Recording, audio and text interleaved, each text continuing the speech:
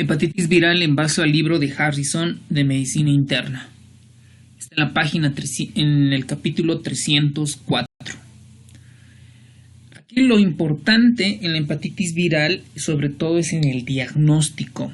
Si es agudo, si es crónico, si está vacunado, si está curado y en qué fase de todo este proceso se va a iniciar un tratamiento. Entonces, tener cuidado sobre todo con un cuadro de libro. ¿Okay? La hepatitis normalmente, acá vamos a ver un poco de inmunología. Bueno, la hepatitis aguda, vírica, aguda es una infección generalizada que afecta sobre todo al hígado. Todos estos virus de la hepatitis humana son virus de tipo RNA, excepto el de la hepatitis B. Eso es pregunta de examen. ¿Ok? Todos los virus son de tipo ARN, es decir, de ácido ribonucleico, excepto del virus de la hepatitis B, que es un virus tipo ADN. Estos virus, cuando ingresan a plasma, a la sangre, tienen ese tropismo de invadir el hígado. Pero también hay otros virus que pueden invadir el hígado. Por ejemplo, el virus del Epstein-Barr y otros virus además. ¿Ok? ¿Por qué justo en el hígado? Porque ahí se encuentran receptores específicos para este tipo de virus. El virus de la hepatitis G y el virus de TT no producen hepatitis, pero también son transmitidos por transfusiones sanguíneas. Vamos a comenzar primero con la hepatitis A. En cada uno de estas hepatitis, por ejemplo, vamos a ver las características del virus, cómo se transmiten, cómo se diagnostican y cuál es el tratamiento. Desde ya vamos a indicar que la hepatitis A con la hepatitis E, la transmisión es fecal oral. ¿Ok? Entonces comencemos con la hepatitis A. La hepatitis A es un virus de tipo ARN que más o menos tiene un diámetro de 27 nanómetros. Pertenece al género de hepatovirus y a la familia del picornavirus. Ustedes, si acá se dan de cuenta, está RNA, virus RNA. Presenta 4 polipéptidos en la cápside. Primero vamos a identificar qué es la cápside. Es todo esto. ¿Ok? Es decir, como una membrana que envuelve al material genético del virus. Y esto tiene 4 polipéptidos, BP1, BP2, BP3 y BP4. Y al centro algunos suelen tener su core o núcleo. ¿Ok?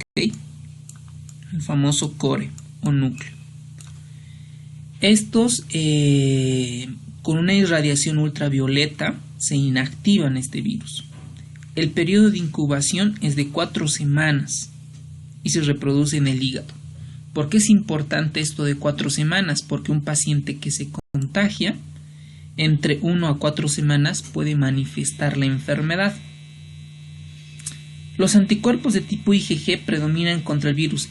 A ver, acá debemos aprender 2 cosas que son muy básicas. En nuestro cuerpo tenemos las inmunoglobulinas. ¿Ok? Estas inmunoglobulinas son sintetizadas por las células plasmáticas o plasmocitos. Estos plasmocitos derivan de otros linfocitos que son los linfocitos B. Maduran a células plasmáticas y las células plasmáticas sintetizan la inmunoglobulina. Y ustedes recuerden que hay la inmunoglobulina tipo A, tipo G, tipo M, la E, varias. ¿Ok? Y cada una de estas inmunoglobulinas presentan sus características y funciones. Estas inmunoglobulinas también son llamados anticuerpos. ¿Ok? Es lo mismo.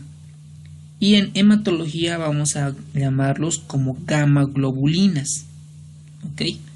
Esto viene del espectro del proteinograma. Albúmina alfa 1, beta 1, alfa 2 y las gamas.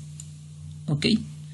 Entonces, la inmunoglobulina tipo M es la que se manifiesta en la parte aguda. ¿Ok? La parte aguda. Mientras que pertenece al sistema inmunitario innato. Ojo con eso. Mientras que la inmunoglobulina tipo G me manifiesta o me traduce cronicidad. ¿Ok? Que en algún momento ya tuvo contacto. Entonces se van a dar de cuenta por esta memotecnia. G y con la C. Tienen que ser la misma forma. ¿Ok? Entonces cuando me dicen inmunoglobulina de tipo G es porque es algo crónico que ya tuvo contacto. En la fase aguda, ¿qué vamos a encontrar? ¿IgM o IgG? Vamos a encontrar IgM contra el virus de la hepatitis A. ¿Ok? Acá en la infección de la hepatitis A hay varias fases. Una de ellas es la fase aguda preictérica y la fase final de la incubación. Y esta incubación puede encontrarse en el hígado, en la bilis, en las heces y en la sangre. ¿Ok? Y el diagnóstico durante la fase aguda se realiza porque debo de encontrar anticuerpos antihepatitis A. Así es, el virus de la hepatitis A de tipo M. ¿Ok? Porque estoy hablando de algo agudo. Así se la diagnostica. Es bien fácil. Entonces, la transmisión no debemos de olvidar que es fecal-oral, frecuente por diseminación intrafamiliar. ¿Esto por qué? Porque si en la familia se encuentra alguien infectado o infectada, lo más probable es que las demás personas en su entorno familiar se contagien. Lo mismo sobre todo en el kinder, ¿no? Esto se ve mucho en los niños porque normalmente, regularmente, no se lavan las manos de manera adecuada. Y eso nos traduce pues una higiene personal deficiente, falta de hacinamiento o en la parte de homosexualidad, adictos y en personas adictos a drogas intravenosas. Voy a volverles a recordar que el periodo de incubación son 4 semanas. Posible pregunta de examen. ¿Y cómo viene un paciente con hepatitis A? Son signos realmente inespecíficos, ¿no? No nos dice que esto por esto es hepatitis A. No. Probablemente lo que nos llame la atención es que el paciente venga amarillo, color patito. Lo más probable que nos llame la atención. Pero a un principio tenemos la fase preictérica. Ictericia, ¿no? En la fase preictérica, pues el paciente no necesariamente tiene que estar amarillo. ¿Ok? Puede ser un cuadro clínico como por ejemplo si estuviera resfriando, sensación de malestar general o como estuviera con dispepsia, como hubiera comido algo mal y le tenga síntomas y signos inespecíficos. Por eso el texto nos muestra anorexia, náuseas, vómito, fatiga, malestar general, artralgias, ¿ok?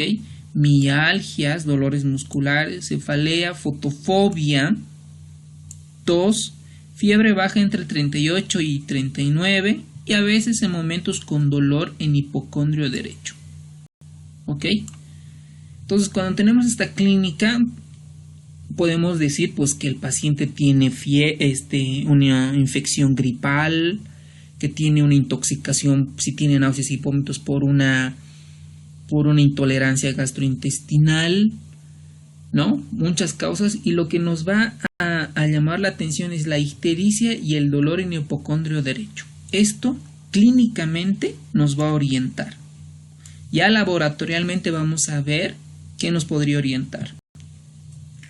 Entonces, primero, una vez que el diagnóstico se realiza clínicamente, podemos solicitar en el hemograma. En el hemograma no vamos a encontrar nada llamativo, ¿ok? Pues puede haber neutropenia, linfopenia, pero son datos inespecíficos.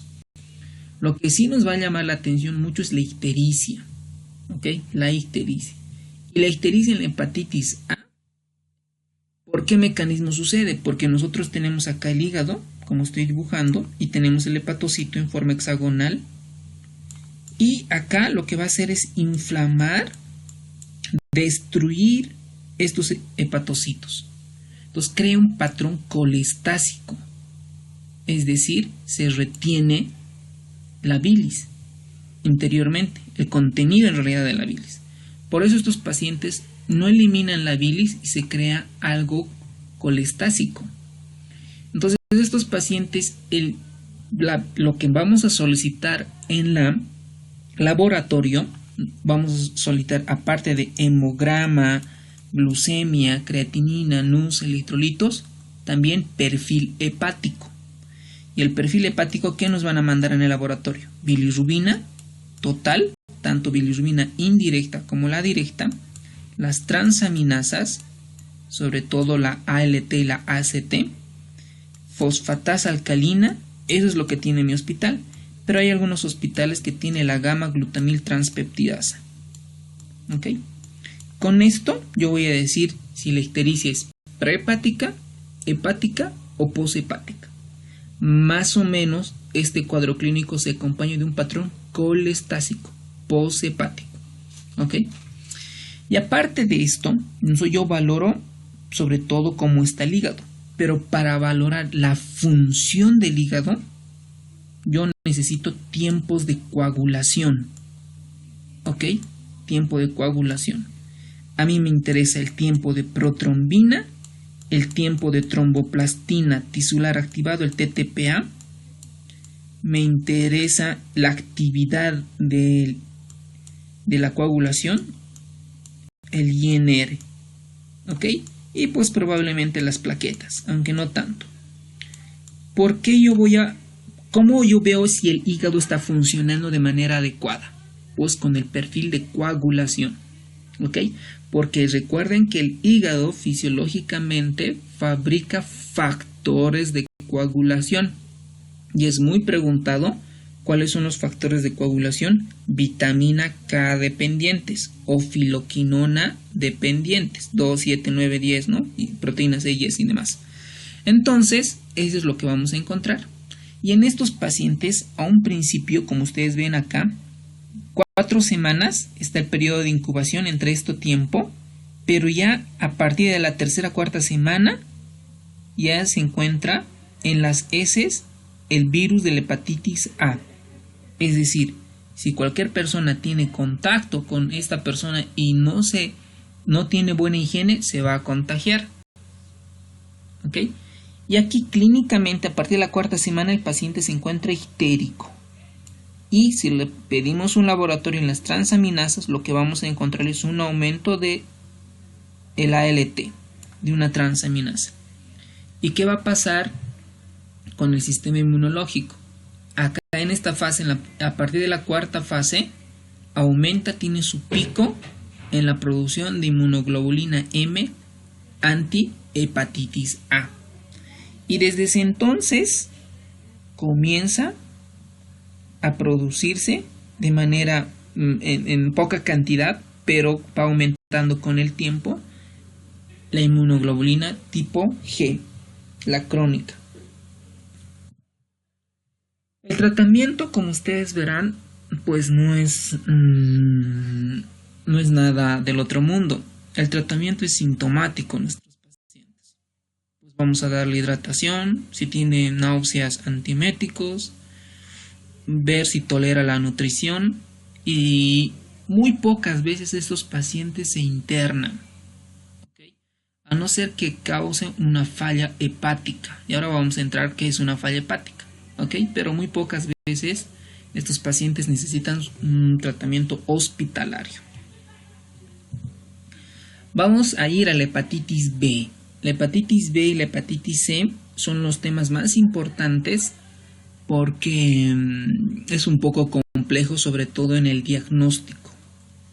El virus de la hepatitis B es un virus de tipo DNA, mide 42 nanómetros, está codificada por 4 genes, esto es muy importante, ahorita vamos a ver cuáles son. Pertenece a la familia hepatnavirus, aquí está DNA. Se multiplica en el hígado, tiene proteínas virales, son traducidas por el ARN mensajero, tienen proteínas y el genoma son empacados en viriones. A ver, ¿qué es un virión? Un virión, por ejemplo, si nosotros tenemos el hígado y acá se reproducen, tiene el receptor el hígado, el virus, ¿ok? Y cuando se replican acá en el hígado y salen al plasma varios virus pequeñitos, todavía casi inmaduros, pero varios, y estos son denominados los viriones, es decir, son los hijos de los virus, ¿no? O las hijas. Pues poseen DNA polimerasas, endógenos, son mono y bicatenarios, producen hepatitis A. Esto es lo importante. Estas hepatitis B pueden producir hepatitis agudas que pueden cronificarse y llevar a un carcinoma hepatocelular. Por eso es importante, porque se cronifican y pueden llevar a tener cáncer de hígado. Y eso es importante porque muchos centros hospitalarios, estos pacientes pues reciben nuevo hígado, es decir, tendrían indicación de un trasplante hepático. Y por ejemplo, dentro de los viriones, que acá ya hemos mencionado que es un virión, son partículas de Dane que están especificadas en el libro. Ahora, si nosotros decimos, o les digo a ustedes, si estuviéramos en una presencial, dibujen el virus de la hepatitis B y sus componentes. Lo que ustedes deberían dibujar, que mide 42 nanómetros, una envoltura externa, denominado el antígeno de superficie de la hepatitis B. ¿Ok? Antígeno, vamos a recordar que un antígeno es cualquier molécula proteica o no proteica que reacciona ante el sistema inmune. ¿Ok? Un antígeno. Por ejemplo, la penicilina, ¿no? Que puede formar o actuar como un antígeno, hasta a veces como un superantígeno, y el sistema inmunológico actuar y responder ante una manera. ¿Ok? Si este antígeno es malo para el cuerpo y produce reacción de hipersensibilidad, y ahí se producen las famosas alergias, ¿no? Por eso hay pacientes alérgicos a la penicilina, porque su sistema inmunológico reacciona de manera exagerada ante ese antígeno. El antígeno normalmente es reconocido por el anticuerpo o inmunoglobulina tipos, ¿ok? Con la parte en su epítopo y en el parátopo. ¿Okay? Entonces el antígeno se le abrevia AG. Acá tenemos el antígeno de superficie, acá tenemos el antígeno core, porque es el núcleo, acá que está envolviendo. Tiene su ADN polimerasa, es decir, una enzima que ayuda a la replicación de este virus, y un antígeno E, ¿ok? Que se encuentra en el virus. Entonces, 4 componentes muy importantes. Esto es lo más básico, ¿ok? Porque nadie nos está preguntando, describa el genoma, describa cuántos aminoácidos tiene el antígeno o cuáles son sus enzimas estructurales y funcionales de este virus. Esto es lo más básico. La transmisión de este virus es por vía percutánea perinatal sexual, ¿ok? Es decir, sanguínea a través del parto y sexual. Por eso un paciente que es contagiado, por ejemplo, con VIH, además debemos de solicitarle serología para la hepatitis B y también para la hepatitis C, ¿ok? Porque suelen estar coinfectados. Es más, el tratamiento del VIH podemos tratar, pero el virus de la hepatitis B, si llega a un cáncer, es muy difícil de tratar. Entonces, ¿cómo yo digo si este paciente ha sido infectado? En la parte práctica clínica, lo que nosotros pedimos es el antígeno de superficie de la hepatitis B. ¿Ok? Esto es lo que le solicitamos. Este antígeno se va a encontrar en líquidos corporales de personas infectadas. ¿Ok?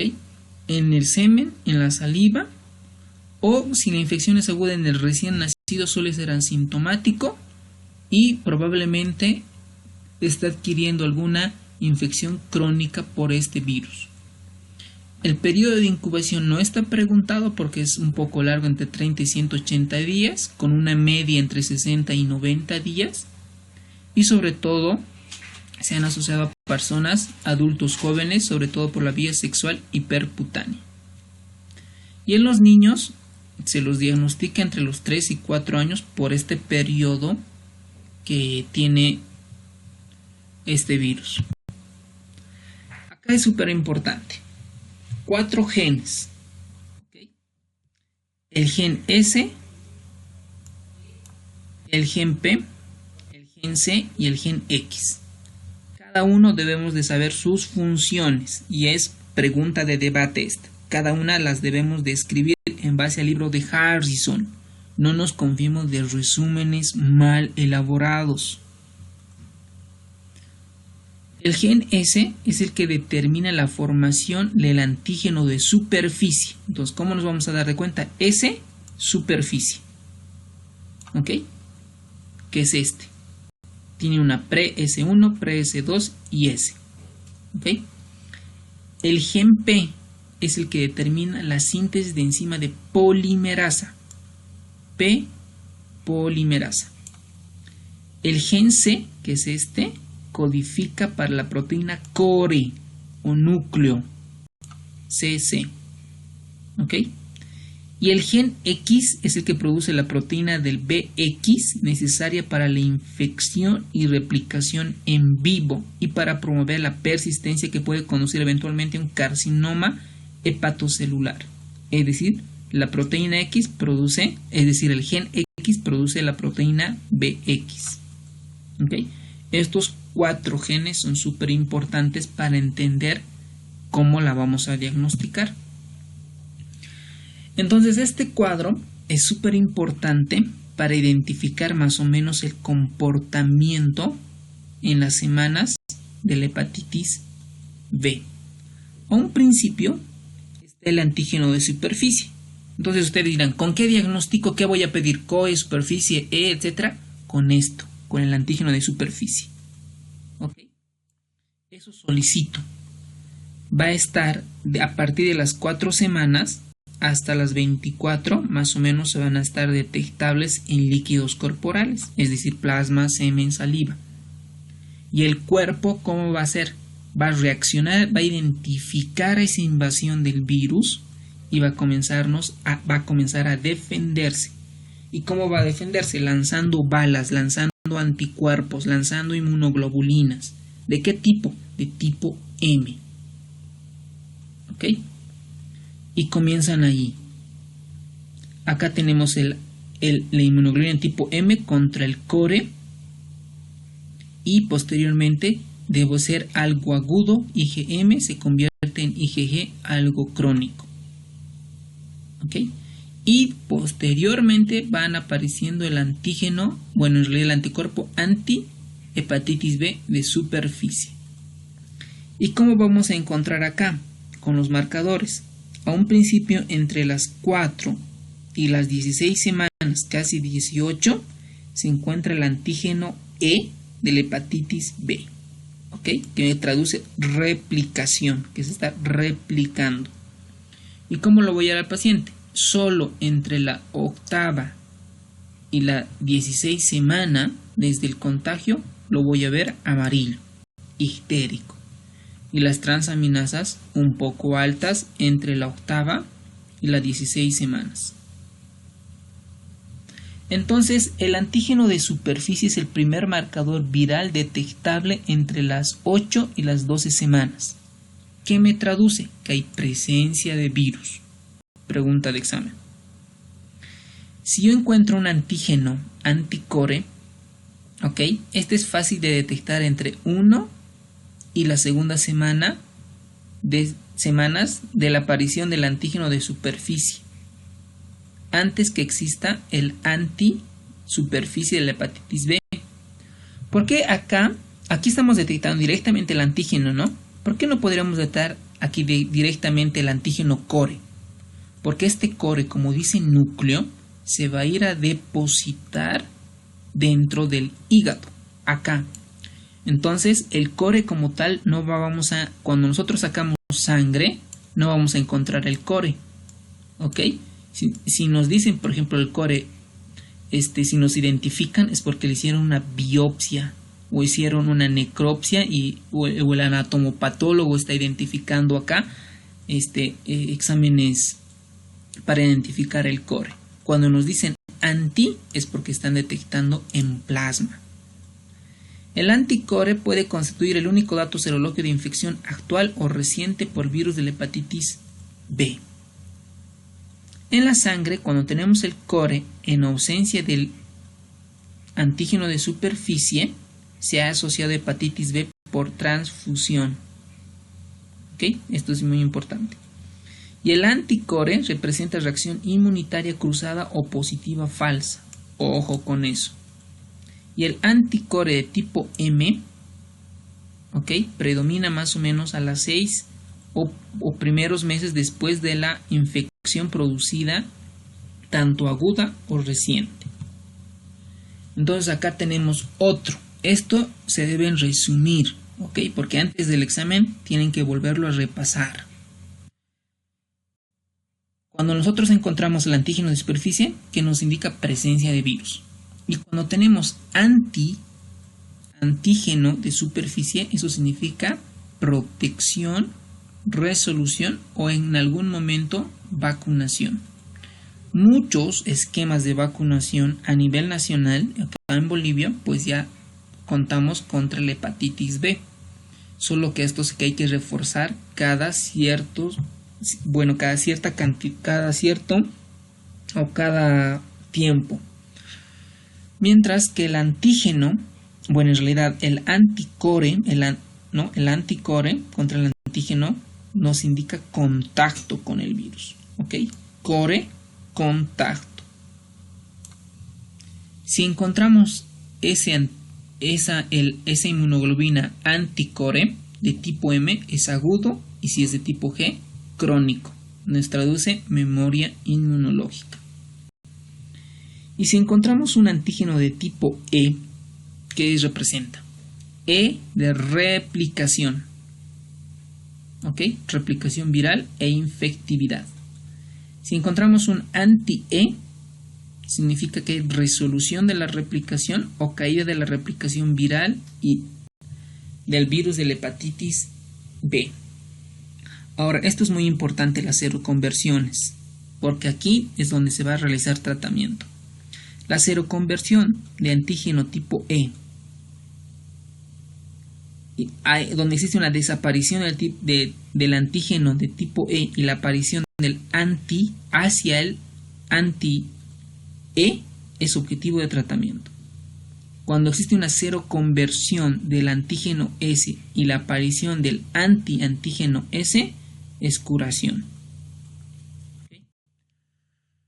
Acá viene lo mismo, el anticore es sobre todo de tipo IgG porque es algo crónico.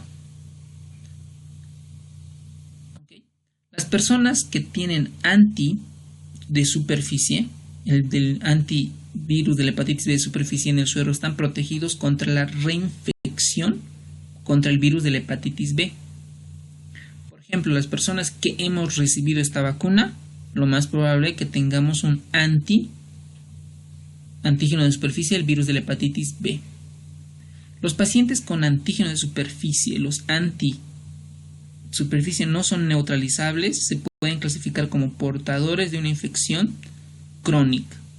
La E es replicación, ¿no? Son cuando se encuentran altos grados de replicación del virus, refleja la presencia de viriones. ¿Ok? Esto es pregunta de examen.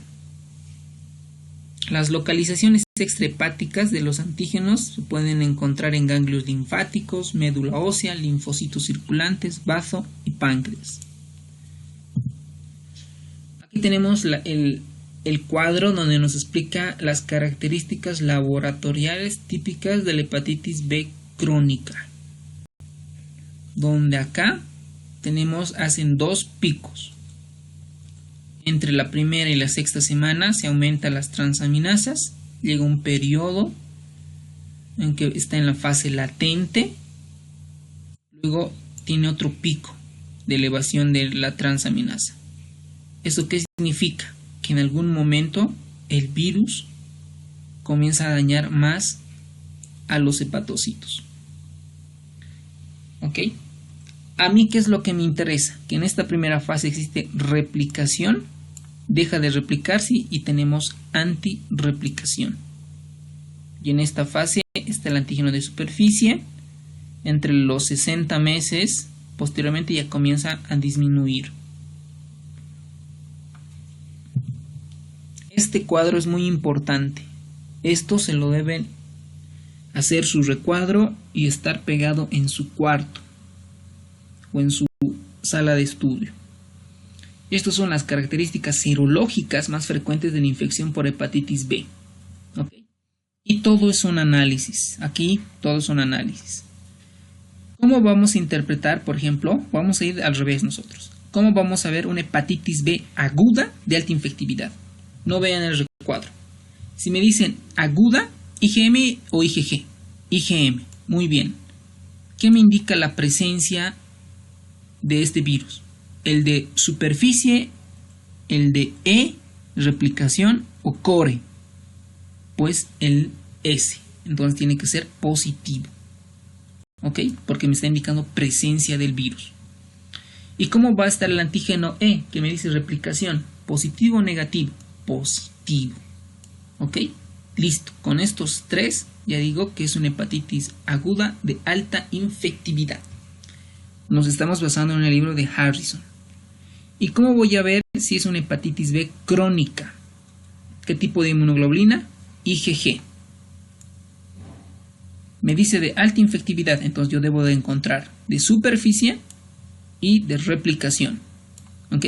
Así de sencillo. Ahora en la crónica, pues acá tenemos varios. Por ejemplo, vamos a ver algunas. ¿Cómo me dicen una hepatitis B aguda, tardía o crónica? Ojo acá, crónico, IgG de baja infectividad. Porque acá voy a tener antígeno de superficie porque me están diciendo que todavía hay presencia de virus. Pero además me están diciendo que hay anticuerpos contra el E, contra la replicación. Es decir, que en algún momento ya hubo la fase temprana. ¿Ok? Pero entonces yo la clasifico de una hepatitis aguda, sobre todo tardía o crónica, de baja infectividad. O también, aquí tenemos una excepción, lo puedo denominar cuando no tengo el dato de la E, no encuentro el anti-E, la denomino mutante precentral. ¿Ok? O crónica a rara vez aguda. Esto es pregunta de examen. Ahora, cuando yo tengo, por ejemplo, antígeno de superficie positivo, anti-superficie positivo, anticore positivo, más o menos detectables la E y la anti-E. ¿Cómo lo voy a dar? Esto es un antígeno de superficie de un subtipo de un anti de superficie heterotípica. ¿Ok? O también denominado el proceso de seroconversión de antígeno de superficie a antígeno de superficie, que es muy rara. Entonces acá lo que me debe llamar la atención es la seroconversión. Puede ser que en el examen me ingrese cómo es la seroconversión de esta tabla. Yo diría que esto es lo más importante, una de las diapositivas más importantes. Ahora, ¿cómo digo una hepatitis B aguda? O que esté en un periodo ventana. ¿Ok? ¿Qué digo ventana? Porque no puedo detectar nada. ¿Ok? ¿Qué es lo que voy a detectar? Algo crónico. Por ejemplo acá, IgM y core. ¿Ok? Los demás pueden ser casi no detectables y negativos. Es un periodo ventana. Tenemos otra parte, ¿no? Por ejemplo, un portador de bajo nivel de hepatitis B. Me dicen bajo nivel porque no encuentro nada. No encuentro ni superficie ni anti-S. No encuentro tampoco replicación y puedo más o menos encontrar el anti-E. Pero a mí lo que me dice portador, de hecho ya debo de pensar IgG, el core. Ahora vamos a la recuperación de la hepatitis, es decir, cuando un paciente se infectó y comienza su sistema inmunológico a defenderse de ese proceso infeccioso. Lo que yo voy a tener es anticuerpos tipo IgG contra el core, anti-S positivo, es que decir pues que ya me puedo defender contra la hepatitis B, por eso estoy anti-S positivo, y más o menos detectable el anti-E. ¿Okay? Lo ideal es que sea negativo, para que realmente podamos decir este paciente está recuperado. Y cuando solo tenemos el anti positivo, el antígeno de superficie, y todos son negativos, pues este paciente no tuvo el contacto del virus completo, ¿no? Su membrana, su core y demás. Lo único que tiene es el antígeno de superficie. Entonces, ¿en quiénes va a suceder? En los pacientes que hemos recibido la vacuna, en inmunización con antígeno de superficie. ¿Ok? Muy bien, también se puede interpretar como una hepatitis B en el pasado remoto, que en algún momento se contagia, pero actualmente no se detecta nada de lo demás, excepto del anti-S, y puede ser un resultado falso positivo. Esa era la tabla más importante. Después, en cuanto a la patogenia, pues esto es muy sencillo porque todo en realidad entra al hígado y que en el hígado se comienza a replicar. No hay nada del otro mundo. Acá lo que podemos ver es que cuando se infecta en la parte neonatal, puede llegar fácilmente a una cirrosis y a un carcinoma hepatocelular. ¿Por qué? Porque en el neonato su sistema inmunológico no está maduro, no es competente. Y en la adolescencia o en las primeras etapas de la vida adulta, la respuesta inmunitaria del hospedador reacciona contra los hepatocitos infectados y a veces tiende a ser intensa. Y en la vida adulta es rara, se cronifica y puede llegar a un carcinoma hepatocelular, pero que es muy baja. La hepatitis B, eso es lo que sucede. Cuando existe la infección aguda, tiene dos caminos. Uno, que en un 2%, es decir, de 100 pacientes que se infectan de este virus, 2 pacientes van a ser falla hepática fulminante. ¿Y cómo es la falla hepática fulminante? El paciente va a tener encefalopatía hepática. ¿Cómo digo que tiene encefalopatía hepática? Porque el paciente está con Glasgow menos de 11, 10, es decir, no está consciente. ¿Ok? Se ve ictérico. ¿Ok? Y además podemos encontrar en encefalopatía hepática y grados de encefalopatía hepática. Entonces ahí se lo clasifica. ¿Y qué más voy a encontrar? Sangrados. ¿Ok? Un paciente, por ejemplo, que tiene falla hepática fulminante es porque tiene sangrados. Puede ser desde un sangrado leve como una gingivorragia, o puede tener sangrado de vía digestiva o por cualquier otro lado. ¿Por qué? Porque el hígado no fabrica los factores de coagulación. ¿Ok? No es porque hay una lesión. Es más, cuando en la emergencia vemos a estos pacientes con falla hepática, no se los puede poner ni catéter, porque para darles el líquido, porque apenas comienzas a pinchar el cuello para poner en yugular interna derecha o izquierda, comienza a hacer hematomas y se mueren estos pacientes. En algunos casos necesitamos del cirujano para que nos haga una venodisección. Y hay personas que están capacitadas para hacer venodisección, pues se lo pone el catéter. ¿Ok? Además, estos pacientes tienen hipoglucemia, porque ¿quién fabrica la glucosa en el cuerpo? La mayor parte. El hígado. Entonces estos pacientes tienen hipoglucemia. ¿Ok? ¿Qué más suelen tener estos pacientes? Hipoalbuminemia. Pero pues la hipoalbuminemia no es lo que lo va a matar. Lo que lo va a matar es la hipoglucemia, el sangrado. Eso es lo que los mata. ¿Ok? O la disminución del estado de conciencia, no pueden respirar y hacen paro respiratorio y paro cardíaco. Lamentablemente en Bolivia no tenemos un banco donde diga este paciente tiene falla hepática fulminante y se tiene que hacer un trasplante hepático inmediatamente. Eso está escrito en los libros, pero en la parte práctica no sucede. ¿Ok? Entonces nosotros como tratamiento, ¿qué vamos a dar? Si tiene hipoglucemia, dar azúcar. Si tiene sangrado, dar plasma, ¿no? Si tiene disminución del estado de conciencia, intubarle y pasarla a terapia intensiva. Y podemos dar hepatoprotector, vitamina B, vitamina C, en ausencia de falla renal y demás, ¿ok? Pero eso solo sucede en un 2%. En la infección aguda, en los adultos, el 5% se cronifica. En los niños, el 50%, la mitad. Y en los neonatos, de 90 al 95% se cronifica. ¿Ok? Y en la parte crónica hay un daño hepático progresivo que me predispone a la cirrosis y al hepatocarcinoma. ¿Ok? Yo, por ejemplo, no conozco ningún estudio realizado en Bolivia cómo es la incidencia de hepatocarcinomas, infección de hepatitis B, probablemente los hepatólogos conozcan, pero tampoco conozco ningún hepatólogo.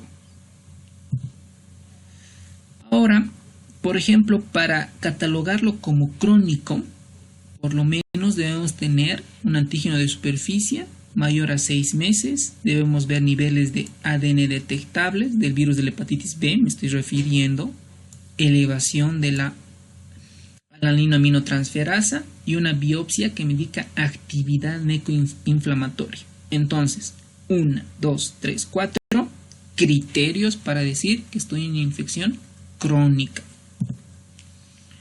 Y las manifestaciones clínicas, pues ya hemos mencionado, ¿no? El diagnóstico y tratamiento. Por ejemplo, cuando yo era residente, lo que nos preguntaba nuestro profesor era ¿cuándo yo trato una infección crónica de la hepatitis B? ¿No? Todos los residentes aplazados porque nadie sabía. Entonces, para esto hay guías y el libro nos dicen algunos datos, no del todo, pero sí nos dicen algunos datos. Por ejemplo, debemos detectar elevación de aminotransferasas, es decir, elevación de la ALT. ¿Ok? Que nos traduzca que el hígado está comenzando a dañarse, es decir, que hay inflamación o destrucción de hepatocitos. Detección del antígeno E y detectar el antígeno de superficie. Y el tratamiento vamos a ver. Entonces, acá tenemos el análisis serológico que ya lo mencionamos. ¿Ok? Y los tratamientos. ¿Ok? Y esto es lo que nos importa. ¿Cuándo voy a tratar? ¿Y con qué voy a tratar? Las guías americanas lo que me dicen es que debo de encontrar el antígeno E positivo o negativo. Le da igual a las guías americanas. Pero lo que a él le importa es la carga viral del virus de la hepatitis B. ¿Qué tanto tiene? ¿Okay? Y los niveles de ALT dicen que tienen que ser elevados, pero no dicen cuánto. Y tiene que hacer una biopsia hepática o por fibroscan para determinar la actividad inflamatoria necrótica. Ya las guías europeas son un poco más específicas, donde nos dicen que debe tener una carga viral mayor a 2000 unidades internacionales litro por cada ml o mayor a 10.000 copias por cada ml.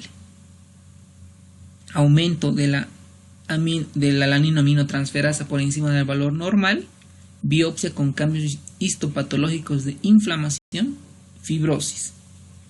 Esos son criterios para iniciar un tratamiento en una infección crónica por el virus de la hepatitis B. Y en el tratamiento, pues hay dos grandes grupos. Los análogos de nucleósidos, también tal vez les suena familiar por el tratamiento del VIH, y los inmunomoduladores como el interferones. Tienen sus indicaciones en el uso. Por ejemplo, los análogos nucleósidos se administran por vía oral, mientras que los inmunomoduladores son subcutáneos.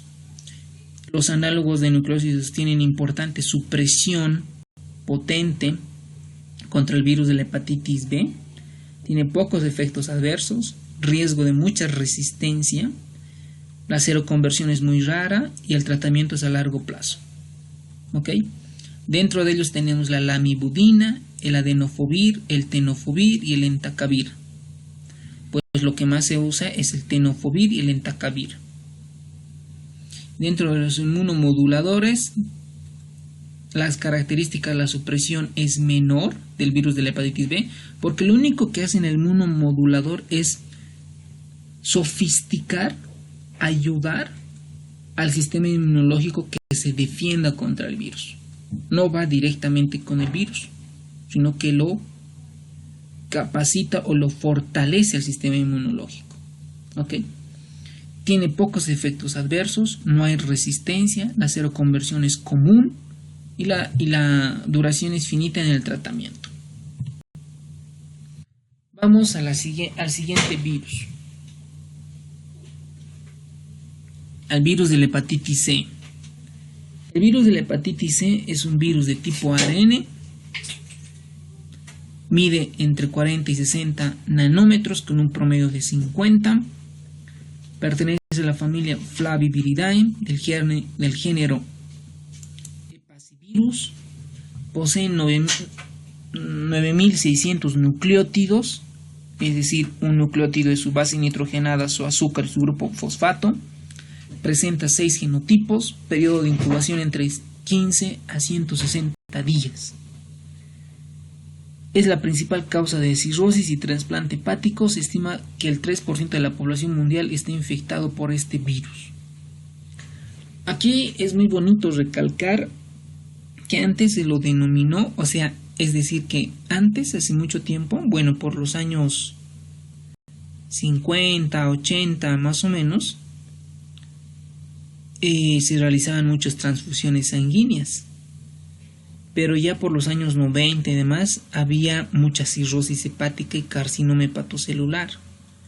Entonces no había una causa como tal hasta que se hacen estudios y donde identifican este virus y se hace un estudio retrospectivo por los epidemiólogos donde identifican que el mecanismo de contagio era por transfusión sanguínea.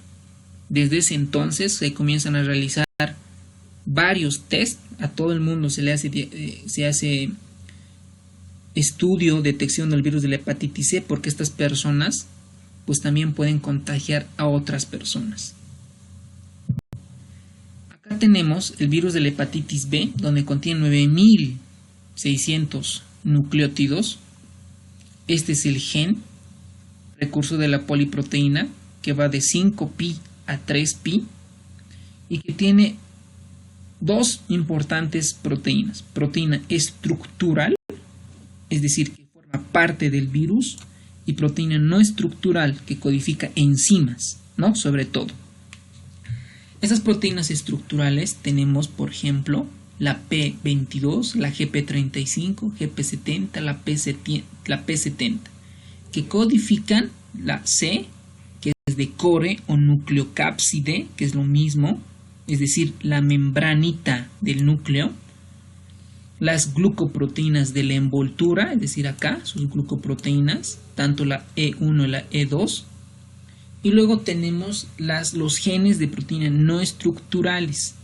Por ejemplo, aquí lo que me interesa es la NS2, que me codifica una proteína transmembranal, es decir, acá una proteína transmembranal. La NS3 que codifican proteasas y el RNA helicasa, es decir, una enzima que participa en la replicación. Los cofactores, el NS4A, el NS5A, tiene que ver mucho la relación con el interferón y la resistencia proteica, y el NS5B, que también codifica la RNA polimerasa.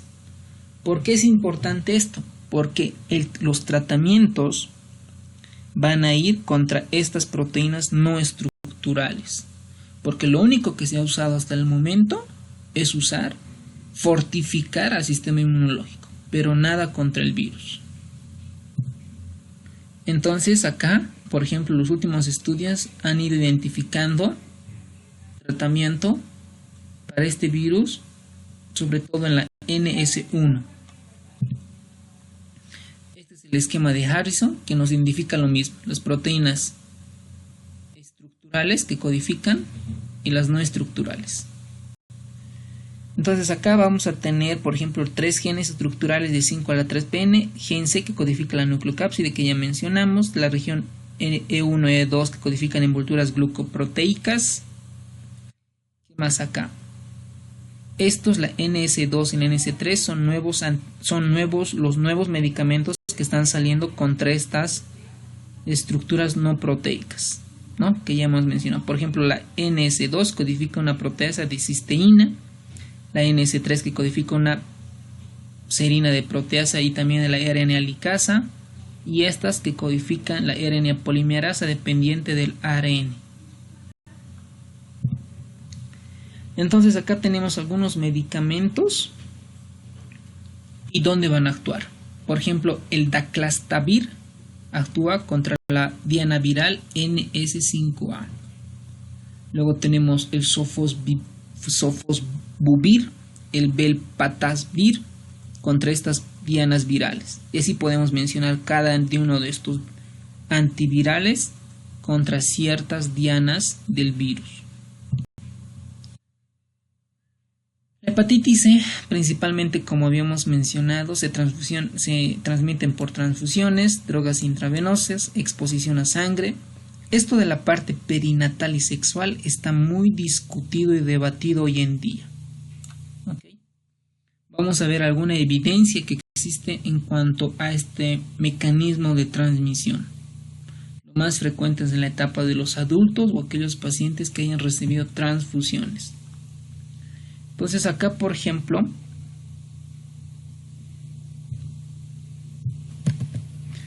acá tenemos un video como se replica. HCV is usually transmitted through blood-to-blood contact. The virus replicates in the hepatocytes of the liver and circulates throughout the body. Entry into hepatocytes occurs through the interaction of the viral envelope with receptors on the surface of the host cell. The virus undergoes a host cell. Acá voy a hacer hincapié que este virus, acá está el hepatocito, tiene receptores. Todos nosotros tenemos receptores. Si tenemos una toxina, tenemos un receptor. Si nos enfermamos, tenemos un receptor. ¿Ok? Si esto fuera hepatitis, por ejemplo VIH, un virus de la VIH, tenemos receptores para ese VIH. ¿Y qué pasa si no tendríamos esos receptores? Pues no nos contagiamos. ¿Ok? Porque se han identificado personas en África que no tienen receptores y pueden estar en contacto con el VIH y no contagiarse. Entonces, por ejemplo, en este video nos muestran los receptores, la CD81, el CRB1, el CDL1, el OCL1. Esto es importante. ¿Por qué creen que es importante? Porque puede ser que modificando estos receptores se evite el contagio de este virus. Y probablemente hoy en día ahí está el tratamiento para la infección del VIH. Receptors on the surface of the host cell. The virus undergoes a fusion and uncoating step, releasing positive strand viral RNA. HCV utilizes many of the host cell's proteins and molecules in order to replicate. The first step is the translation of the viral RNA genome into a polyprotein. The polyprotein is processed by both host cell and viral proteases into structural and non-structural proteins. An essential step in the replication of viral RNA is the interaction of the host cell protein cyclophilin A with the viral proteins NS5A and NS5B. This enables the functional replication complex. A replication complex is now formed to generate new viral RNA. A negative strand RNA intermediate is formed and is used as a template for the synthesis of positive strand RNA. The viral RNA is then packaged to form new HCV virons. The virons mature in the Golgi apparatus and are released from the host cell by exocytosis. Están los viriones, ¿no? Los viriones.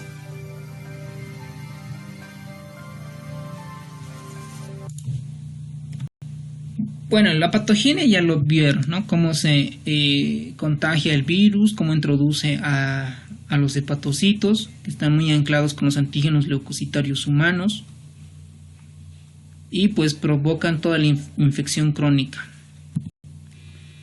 Aquí tenemos algunas perlas, ¿no? Las perlas nos vamos a identificar sobre todo conceptos importantes. El riesgo de cronicidad es de un 75 al 85%. Si me preguntan en el examen qué tipo de hepatitis tiene mayor riesgo de cronicidad, la hepatitis C. ¿Okay? La tasa de progresión a fibrosis es baja, el riesgo a cirrosis es del 10 al 20 años, la incidencia de hepatitis aproximadamente con cirrosis va de 1 al 5% por año. ¿Cómo vamos a ver venir al paciente? Lo mismo, con signos inespecíficos, pero a mí lo que me llama la atención es la ictericia.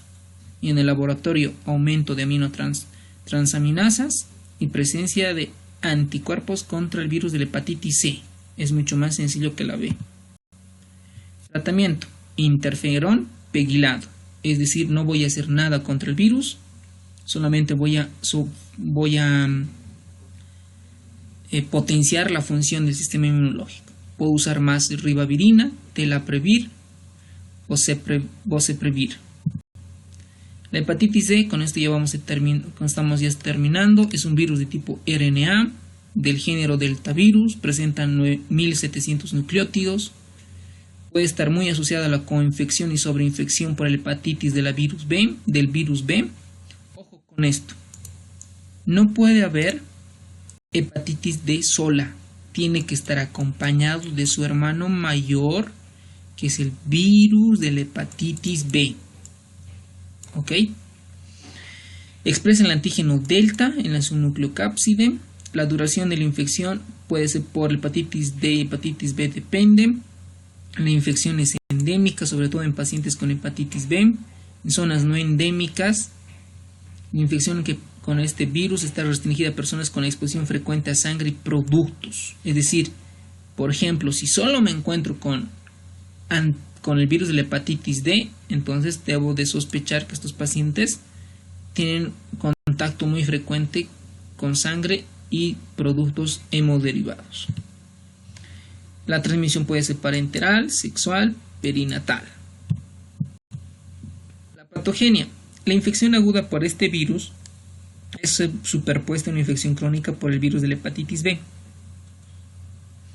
La sobreinfección se aparece en una exacerbación clínica similar a una infección crónica del virus de la hepatitis B.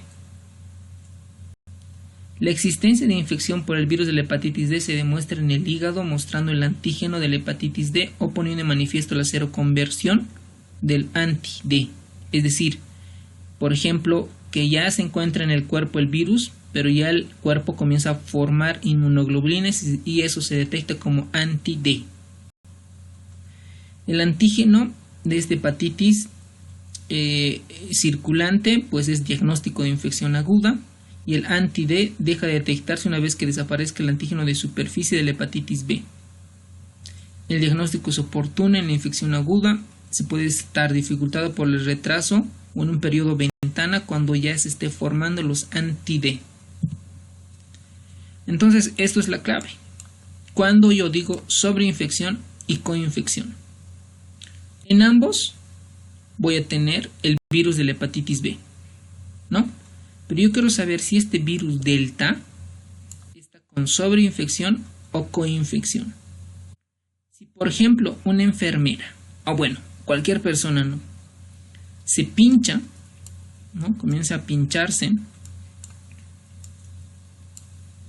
con una lanceta que está infectada por virus de tipo B y de tipo C, se pincha, ¿qué va a aparecer en el cuerpo?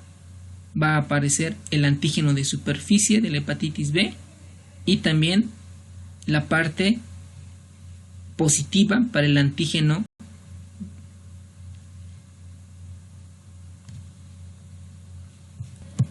como habíamos mencionado, que aquí va a estar positivo en ambos lados el delta. ¿Ok? Positivo. Y lo que yo me voy a identificar es en la parte del virus de la hepatitis B. Si es positiva el core de tipo IgM, pues digo que es agudo. Y si está presente el virus de la hepatitis B de tipo IgG, digo que es crónico. Entonces digo ahí sobreinfección cuando encuentro inmunoglobulina tipo G y coinfección cuando encuentro inmunoglobulina tipo M. El diagnóstico y el tratamiento, pues se hace el diagnóstico con serología por infección del virus de la hepatitis D, el virus de la hepatitis B.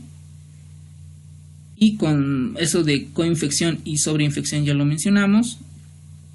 Se halla siempre que existe una replicación. Y el tratamiento, pues, suele ser en curso de 48 semanas con interferón pegilado alfa, es decir, fortificar al sistema inmunológico. La vacuna va contra la hepatitis B en personas predispuestas. Y terminamos con este virus.